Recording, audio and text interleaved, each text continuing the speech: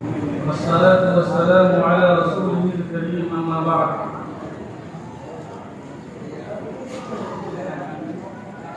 قد قال الله تبارك وتعالى في القرآن المجيد والفرقان الحميد: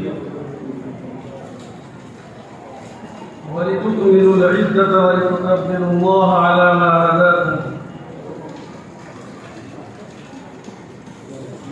قال النبي صلى الله عليه وسلم: إن لكل قوم عيدا وهذا عيدنا، أو كما قال عليه الصلاة والسلام.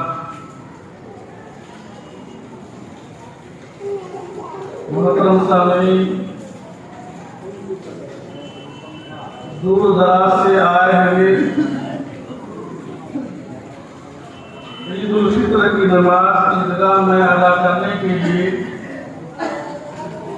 تمام برادران اسلام کو میں سب سے پہلے عید کی مبارکبادی پیش کرتا ہوں. اللہ تبارک و تعالیٰ سے دعا فرمائیں کہ اس عید کو ہمارے لیے باعث مغفرت بنائے. دوستو، اعلان کے مطابق انشاءاللہ 8:30 بجے نماز کھڑی ہو جائے گی. جو لوگ ابھی تک اپنی جگہ نہیں لیے ہیں، میں ان سے گزارش کرتا ہوں کہ اپنی جگہ لے لیں اور آرام اور سکون کے ساتھ بیٹھ جائیں. نیچے جن کو جگہ نہیں مل رہی ہے وہ اوپر چھت پہ چلے جائیں، وہاں بھی انتظام ہے، صفائی وغیرہ کیا گیا ہے. باہر گئے اللہ تبارک و تعالیٰ کی ہم سب پر بے پناہ عنایتیں ہوئی اور اللہ تبارک و تعالیٰ نے مکمل 1 مہینہ کا موقع دیا اور اس کو 3 حصوں میں بانٹ دیا کہ الگ الگ کیٹیگری اور الگ الگ قسم کے لوگ ہوتے ہیں. بعض لوگ وہ ہیں جو پہلے سے صاف ستھرے ہوتے ہیں، ان کے لیے رمضان المبارک کا مہینہ شروع سے ہی رحمت و مغفرت اور ان کے لیے باعث اجر و ثواب بنتا ہے اور ترقی درجات کا سبب بنتا ہے. اور بعض لوگ وہ ہوتے ہیں جو کچھ گناہ کیے ہوئے ہوتے ہیں اور کچھ صاف ستھرے بھی ہوتے ہیں. ان کے لیے پہلے عشرے میں اللہ تبارک و تعالیٰ نے رحمت کو عام فرمایا، دوسرے عشرے سے ان کے لیے مغفرت اور اس کی بخشش کا اعلان کیا جاتا ہے. اور تیسرے عشرے میں وہ لوگ جو بالکل لاپرواہی اور واہی تباہی میں اپنی زندگی گزار رہے تھے، لیکن رمضان المبارک کے پہلے عشرے میں بھی وہ بربادی کی زندگی گزار رہے تھے. رمضان المبارک کی رحمتیں عام ہوئی اور اس پر اتری. دوسرے عشرے میں اس کا ذہن بنا. تیسرے عشرے میں اللہ تبارک و تعالیٰ نے اس کی مغفرت فرمائی اور جہنم سے آزاد کیا. لیکن یہ آزادی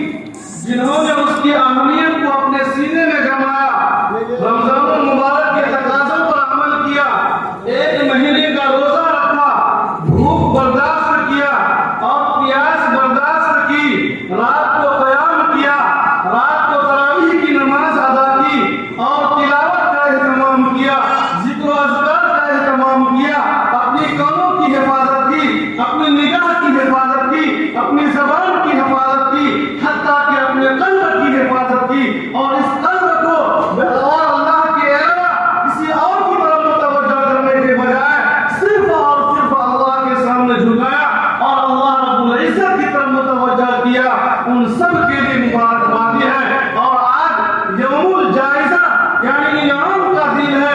آج اللہ کی طرف سے ہر بندے کو انعام ملنے والا ہے، لیکن آپ جانتے ہیں جس کا رزلٹ جیسا ہوتا ہے اس کو ویسا ہی انعام کیا جاتا ہے۔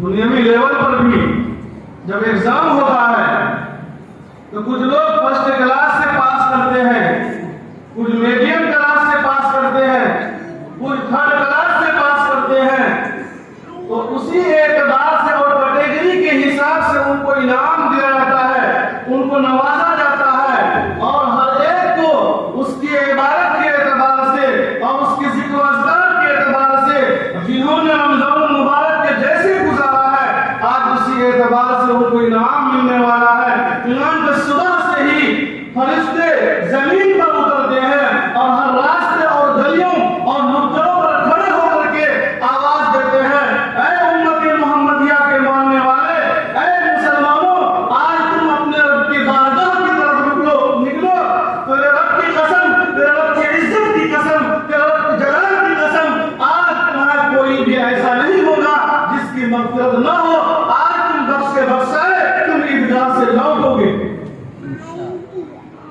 اور یہ اعلان فرشتوں کی جماعت کی طرف سے ہوتی ہے۔ فرشتے ایک ایک گلی کوٹوں پر آ کر کے کھڑے ہوتے ہیں اور اعلان کرتے ہیں، اے لوگوں اپنے گھر سے نکلو اور اپنے رب کی بارگاہ کی طرف جاؤ، عیدگاہ کی طرف جاؤ، وہاں اپنے رب کو مناؤ، اور جو کچھ تمہیں کمی کوتاہی رہ گئی ہے، اگر تم نے کچھ کمی کر دی تھی، آج اپنے رب کو تم منا لو، تم 2 رکعت ادا کر کے سجدے کر لو، اپنے سر کو جھکا لو۔ رمضان آیا تم نے اپنے سر کو نہیں جھکایا، رمضان آیا تم نے قرآن کو کھول کر کے نہیں دیکھا، رمضان آیا تم نے تراویح کا اہتمام نہیں کیا، چھوڑو ان باتوں کو۔ لیکن آج مغفرت عامہ ہے، آج یوم الجائزہ ہے، آج انعام کا دن ہے، تم اپنے رب کی بارگاہ کی طرف نکلو، آج تمہیں انعام کی بارش ہوگی، اور اس بارش کے تحت ہر کیٹیگری کے لوگوں کو، ہر قسم کے لوگوں کو عام بخشش کا اعلان کیا جائے گا، اور تم سب بخشے بخشائے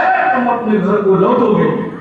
اس یقین کے ساتھ اور اس امید کے ساتھ ہمیں عید الفطر کی نماز پڑھنے کے لیے آنا چاہیے، اور اللہ کی رحمت سے بالکل مایوس نہیں ہونا چاہیے، بلکہ یہ امید کرنا چاہیے میں ضرور پاپی ہوں، میں ضرور خطا کار ہوں، میں ضرور قصوروار ہوں، لیکن مغفرت عامہ میں انشاءاللہ ضرور اللہ تبارک و تعالیٰ مجھے داخل فرمائیں گے۔ دوستو، رمضان المبارک کا مہینہ کیسا بابرکت مہینہ اللہ تبارک و تعالیٰ نے ہمیں دیا تھا۔ اللہ کا عرش بھی نیچے اتر گیا تھا، روزانہ صبح کے ٹائم، رات کے اوقات میں اللہ کے گناہ کی آواز دیتا تھا، ہے کوئی نیکی کرنے والا آگے بڑھ، اور اے ظالم اور اے گناہ کرنے والا بس کر، روزانہ یہ آواز لگائی جاتی تھی۔ مبارکبادی کے قابل ہے وہ لوگ جو رات کے تہجد میں اللہ کو منا لیا، اپنے گناہوں سے بخشش کروا لیا، اللہ کے سامنے جھک کر کے اپنی اطاعت سیاری کا ثبوت دے دیا۔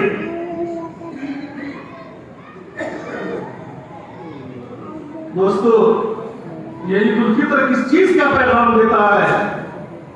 یہ عید الفطر در حقیقت اجتماعیت کا پیغام دیتا ہے۔ خوشی کے ماحول میں تم بھی جیو اور اپنے پڑوسیوں کو بھی جینے دو، تم مالدار ہو، تم اپنی جگہ ٹھیک ہو، اللہ نے تمہیں دولت دیا ہے، لیکن اس دولت میں تمہارے غربا اور مساکین اور لاچاروں، بیواؤں، یتیموں، ان سب کے حقوق تمہارے مال کے ساتھ جوڑ دیا ہے، تاکہ تم اگر خوشی منا رہے ہو تو اپنے ساتھ میں اپنے بھائیوں کو بھی شامل کرو۔ اسی وجہ سے صدقۃ الفطر کو واجب قرار دیا، اور یہ نہیں کہ جو روزہ رکھتا ہے صرف صدقۃ الفطر وہی ادا کرے گا، بلکہ گھر کے جتنے افراد ہیں، معصوم بچے ہیں یا بچیاں ہیں، گھر میں اور لوگ ہیں، بوڑھے قسم کے افراد ہیں جو روزہ نہیں رکھ سکے ہیں، جو روزہ رکھے ہیں، تمام لوگوں کی طرف سے صدقۃ الفطر کو واجب قرار دیا۔ اور اس وقت آج کے دور کے حساب سے معمولی صدقۃ الفطر کم سے کم 51-52 روپے ایک آدمی کی طرف سے بنتا ہے، ورنہ اگر کشمش اور چھہارے اور دوسری چیزوں کی قیمت جوڑ لی جائے تو ایک آدمی کی صدقۃ الفطر 1000 روپے سے اوپر سبب بھی بنتا ہے۔ آج ہم سے یہ معمولی جو اور گیہوں کی قیمت کا اعتبار کر کے صدقۃ الفطر نکالنا بھی ہم سے مشکل ہو رہا ہے۔ دوستو، اگر ہم خوش ہیں، اس خوشی کا اعتبار اسی وقت ہوگا اور اسی وقت مانی جائے گی جبکہ ہمارے ساتھ ساتھ ہمارا کمزور، لاچار، بیوہ اور مسکین، غریب اور یتیم بھی ہماری خوشی میں شامل ہو۔ آج ہم عید مناتے ہیں، اپنے بچوں کے لیے قسم قسم کے کپڑے خریدتے ہیں اور مارکیٹنگ کرتے ہیں، مہنگے مہنگے لباس خرید کر کے پہناتے ہیں۔ ایک بچے کے لیے 3,000 روپے دینا آسان ہوتا ہے، ایک بچے کا کپڑا 5,000 روپے کا ہمیں بنانا آسان ہوتا ہے، لیکن 50 روپے 60 روپے نکال کر کے کسی غریب کے ہاتھ میں دے دینا، کسی یتیم کو خوش کر دینا، یہ بڑا بھاری بجھاتا ہے۔ آپ کو کوئی منع نہیں کیا، اللہ نے آپ کو مان دیا ہے، صاحب ثروت بنایا ہے، دولت دیا ہے، آپ اپنے اوپر لٹائیے، اپنے بچوں کے اوپر لٹائیے، اپنے گھر والوں کے اوپر لٹائیے، لیکن ساتھ ساتھ اپنے رشتہ داروں، اپنے یتیموں، غریبوں، مسکینوں، ان کا بھی خیال رکھنا ضروری ہے، کبھی جا کر کے ہماری خوشی قابل اعتبار اور قابل اعتماد ہو سکتی ہے۔ آج جب انسان خرچ کرنے پر آتا ہے، لٹانے پر آتا ہے، تو 50,000 روپے اپنے اوپر لٹا دیتا ہے، لیکن جب اللہ کے راستے میں نکالنے کی باری آتی ہے اور کسی یتیم کو دینے کی باری آتی ہے تو 100 روپے نکالنے میں بہت ہی دل کو ٹھیس پہنچتی ہے۔ آج جو ملکی حالات ہے، آپ اس پر غور کریں، نظر ڈالیں کہ آخر صاحب ثروت لوگ مالداروں کتنے دنوں سے زکات نکال رہے ہیں، وہ زکات کی رقم کہاں جا رہی ہے، پھر یتیم اور غریب اور مساکین کیوں گھوم رہے ہیں۔ آج اگر صحیح ڈھنگ سے زکات نکالی جائے، اپنے دولت کا حساب کیا جائے، اپنے مال کا حساب کیا جائے اور صحیح پیمانے پر اگر اس زکات کی رقم نکال کر کے مستحقین کو پہنچایا جائے، یقیناً غربت کا خاتمہ ہو سکتا ہے اور پورے ملک ہی نہیں بلکہ دوسرے ملک میں اس کا مستحق ہوگا اور پورے ملک کے اندر یکسانیت اور پورے ملک کے اندر لوگ اچھے خوش و خرم ہو کر کے زندگی بسر کریں گے۔ لیکن آج ہوتا یہ ہے کہ اونے پونے آدمی کچھ رقم نکال دیا، اپنی جائیداد کا حساب وہ کرتا نہیں۔ ہاں، مبارکبادی کے قابل وہ لوگ ہیں جو اس ماہ مبارک میں ایک رقم کا حساب کر کے اپنی زکات نکالتے ہیں اور مستحقین کو پہنچانے کی فکر کرتے ہیں۔ آج دوستو، ہماری کمزوری کا احساس غیروں کو ہوا جا رہا ہے، ہماری تفرقہ بازی کا احساس غیروں کو ہو رہا ہے۔ آج ہمارے اندر عید یہ پیغام دے رہی ہے کہ یہ عید اجتماعیت کے لیے ہے۔ جیسے جمعہ کی نماز ایک جگہ تم آ کر کے پڑھتے ہو، اسی طریقے سے عید کی نماز ایک جگہ جمع کر کے پڑھتے ہو۔ یہ کس چیز کا پیغام ہے؟ یہ اجتماعیت کا پیغام ہے۔ آخر ہم گھر میں بھی نماز پڑھ سکتے تھے، لیکن کوئی آدمی عید کی نماز گھر میں پڑھنے کو تیار نہیں۔ جب تک وہ عیدگاہ نہیں آئے گا، جب تک لوگوں کے ساتھ نماز کی ادا نہیں کرے گا، تب تک اس کو دل کی تسلی نہیں ہوگی۔ کیوں؟ اس لیے کہ رسول اکرم صلی اللہ علیہ وسلم نے اس کا طریقہ بتایا، ایک جگہ بیٹھ کے ایک جگہ جمع ہو کر کے نماز عید الفطر ادا کرنے کی ترغیب دی، تاکہ تمہاری کثرت کو دیکھے، تمہارے ازدحام کو دیکھے، تمہاری بھیڑ کو دیکھے، تمہاری اجتماعیت کو دیکھے، تمہارے اتفاق کو دیکھے، تمہارے ایک دوسرے کے ملنے جلنے کو دیکھے۔ آج چینوں میں اپنی قدرت لیے ہوئے بیٹھے رہتے ہیں، حسد لیے ہوئے بیٹھے رہتے ہیں، بغض لیے ہوئے بیٹھے رہتے ہیں، ایک دوسرے کا چہرہ دیکھنا پسند نہیں کرتا ہے۔ اسی لیے دوستو، جب ہم عید کی نماز پڑھنے کے لیے آئے ہیں، اپنے سینوں کو پاک کیجیے، اپنے سینوں کو صاف کیجیے اور اپنے دل کے بغض اور اناد کو ختم کیجیے اور تفرقہ بازی سے بچیے۔ معمولی اختلاف رائے کو لے کر کے اس کو رائی کا پہاڑ بنائے بیٹھے رہتے ہیں، جس کی وجہ سے دوستو رائی کا پہاڑ بنانے والا، فتح رحمی کرنے والا آج کے دن بھی محروم رہتا ہے، جیسے والدین کا نافرمان آج کے دن بھی محروم رہتا ہے۔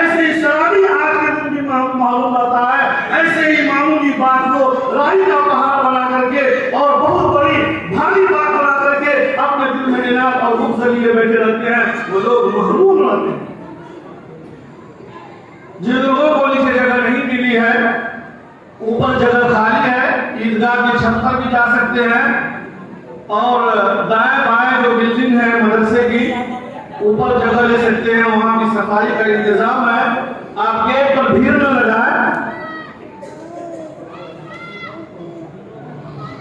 जिनके साथ छोटे बच्चे हैं इसका लिहाज कराएं कि वो पीछे हो जाए और बड़े लोग अगर आगे जगह उनको नजर आ रही है तो वो आगे आ जाए ताकि किसी को तकलीफ दिक्कत न हो। और कुछ लोग खड़े हैं, खड़े ना रहे, अपनी जगह ले लें।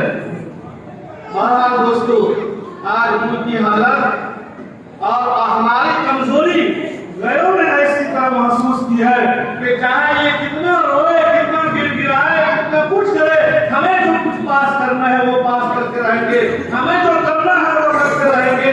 इन मुसलमानों की कोई वजूद नहीं। आज हम अपने वजूद का मोहताज होते हैं। आज इतनी बड़ी तादाद में ईमान वाला होने की वजह से, मुसलमान होने की वजह से और इतनी बड़ी आबादी होने के बावजूद और आप अपने आप को चाहे सरकारी रिकॉर्ड के मुताबिक 18% होने के बावजूद क्या सही पैमाने पर इसको पा जाए 30-35% होने के बावजूद आज हमारा औकात कितना मजबूत है, हर आदमी अपने गरीबों में झोंक करके दे सकता है। आज न हमें सियासी कुव्वत हासिल है, न हमें इल्मी ज्ञान हासिल है, न हमें और मालदार होने के एतबार से इक़्तिदार हासिल है, न तालीम के मैदान में हम आगे बढ़ने का नाम लेते हैं। आखिर ये कमजोरी हमें कहां तक पहुंचाएगी कि हमें इसका एहसास नहीं है। अगर हमारे पास तालीम नहीं है, एजुकेशन नहीं है, तो हम किसी मैदान में आगे नहीं बढ़ सकते हैं। अगर हमारे पास दौलत का अंबार नहीं है और अगर दौलत है वो अपने ऊपर खर्च करने के लिए है, लोगों पर लुटाने के लिए अगर नीयत नहीं है, गरीबों और मिस्किनों को देखने की नीयत नहीं है, तो ऐसी दौलत का कोई एतबार नहीं।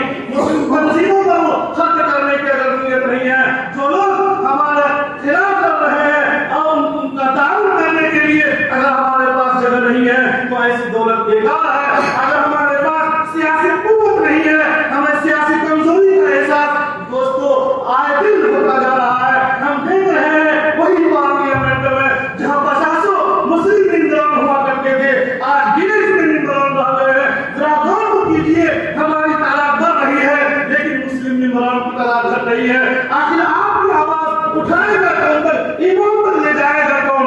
आखिर हम में से ही कोई ऐसा आदमी जो बोलने वाला, जो नायक हो, जो वफादार हो और जो कौम के दर्द को समझता हो, कौम के हमदर्दी को अपने सीने में रखता हो, अगर यकीनन उनका इंतखाब करेंगे, यकीनन हमारी आवाज ऊपर तक उठाने वाला है। आज जंतर मंतर पर धरना पे धरना हो रहा है, लोकतंत्र की हिफाजत करने के लिए आवाजें लगाई जा रही है। वक्फ दिन के खिलाफ मुसलमान इकट्ठा हो रहे हैं, कभी विजयवाड़ा में धरना हो रहा है, कभी पटना में धरना हो रहा है और कभी कुछ कहा जा रहा है। लेकिन ये सब करने के बावजूद हम 10 से बस होने वाला नहीं है। हमें समझ में ही नहीं आ रहा वक्फ विधायक क्या है। आज मसाजिद में बेहतर से बेहतर इमाम नहीं मिल रहा है, मदारिस में बेहतर से बेहतर स्टाफ और उस्ताद नहीं मिल रहा है, बेहतरीन मुअल्लिम नहीं मिल रहा है। आए दिन कमजोरी आती जा रही है। आखिर इन कमजोरी का जिम्मेदार कौन है?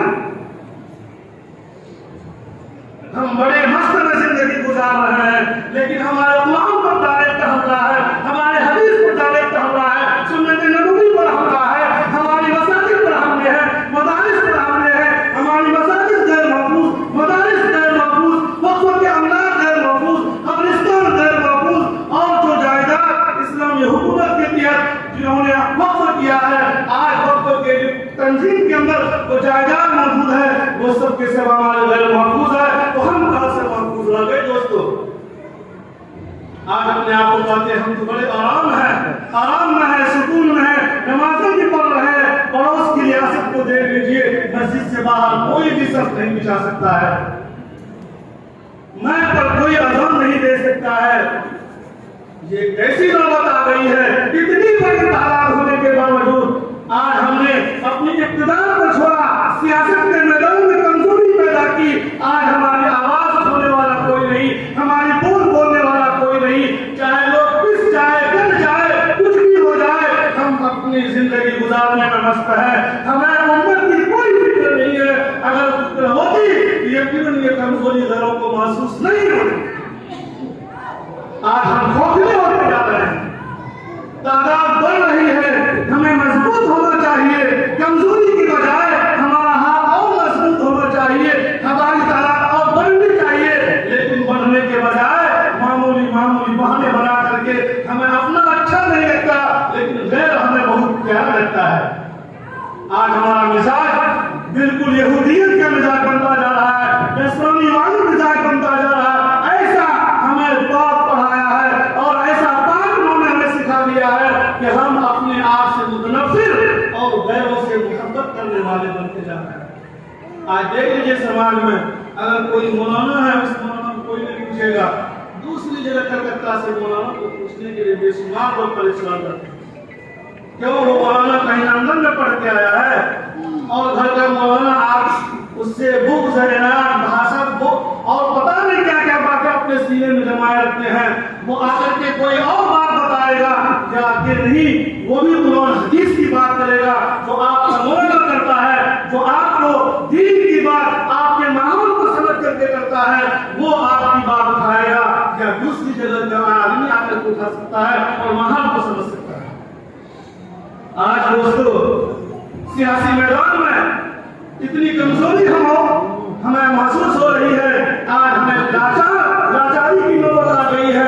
ہماری بولنے والا, ہمارے درد کو سمجھنے والا, ہمارے دکھ کو سمجھنے والا کوئی نظر نہیں آتا. اسی وجہ سے سیاست کا لفظ اتنا گندا بنا دیا, ذہن اتنا خراب کر دیا کہ اس لفظ کو لاتے ہی آدمی سمجھتا ہے یہ سیاسی باتیں ہو رہی.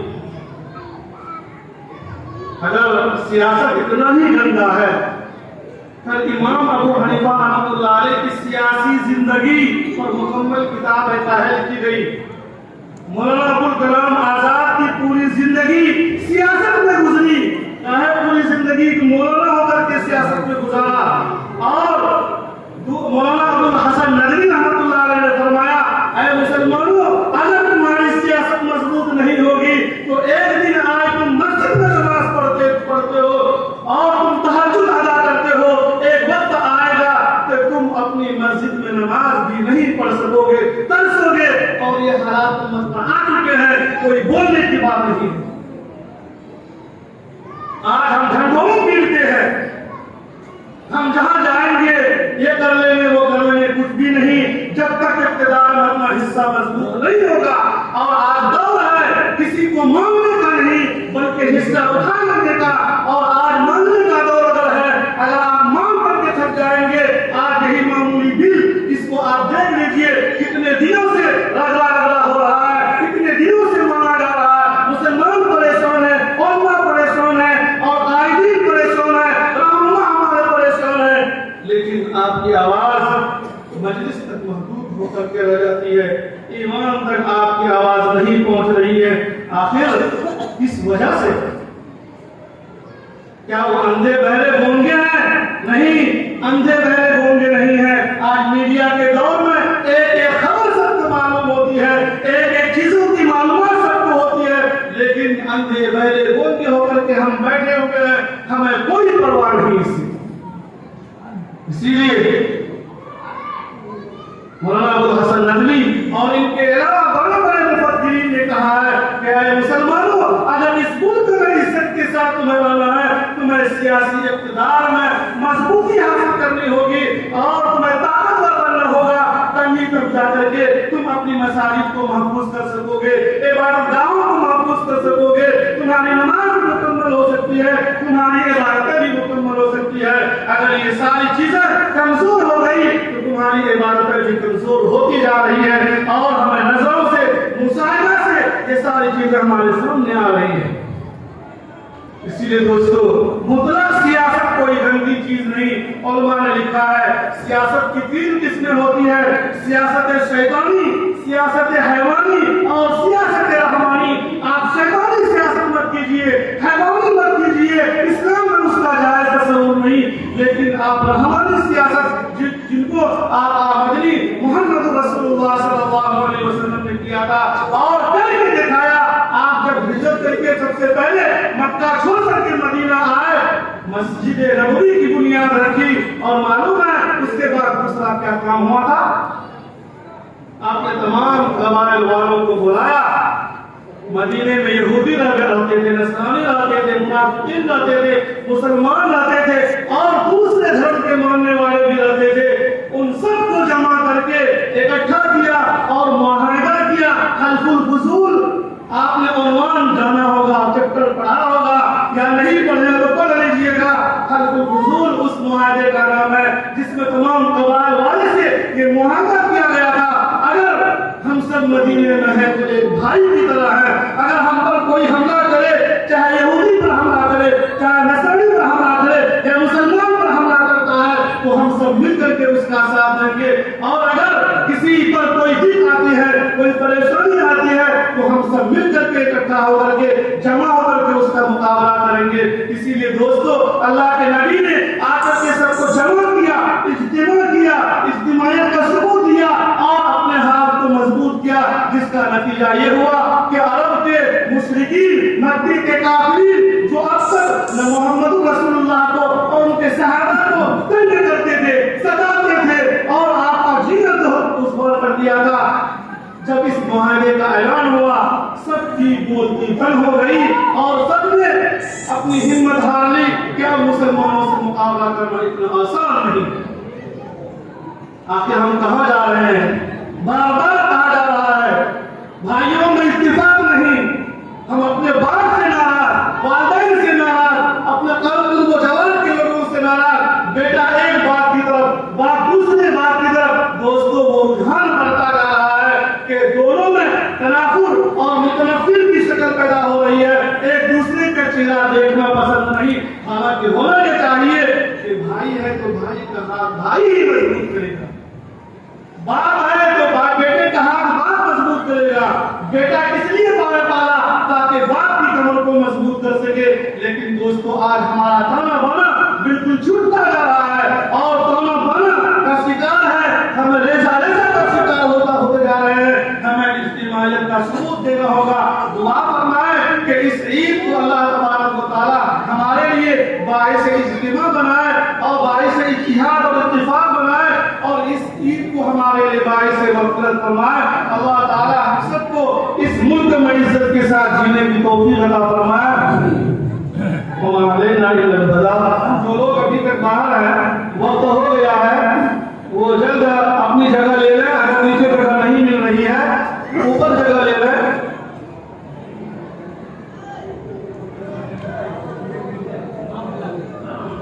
ایک اعلان ہے، یہاں 8:30 بجے نماز جماعت ہوگی، اور مرکز میں 9 بجے جماعت ہے۔ اس کا خیال رکھیں، اگر کسی کی جماعت چھوٹ رہی ہے، حرمائے نہیں، مرکز میں آرام کے ساتھ وہاں پڑھ سکتے ہیں۔ اور دوسرا اعلان یہ ہے کہ نماز کے بعد عید ملن کی مٹھائی انشاءاللہ بانٹی جائے گی۔ آپ لوگ اس میں شرکت کریں اور مٹھائی کھاتے ہوئے، منہ میٹھا کرتے ہوئے جائیں، دعائیں دیتے جائیں۔ اس ادارے کو کے لیے آپ سب دعائیں کریں کہ اللہ تعالیٰ اس کو رہتے دنیا تک قائم اور دائم رکھے، اور اس کے بانی مبانی اور نشاط سمجھے کرنے والے جناب الحاج سید الدین صاحب کے روح کو اللہ تعالیٰ اعلیٰ علم مقام اور جگہ عطا فرمائے۔ سب جلدی کریں۔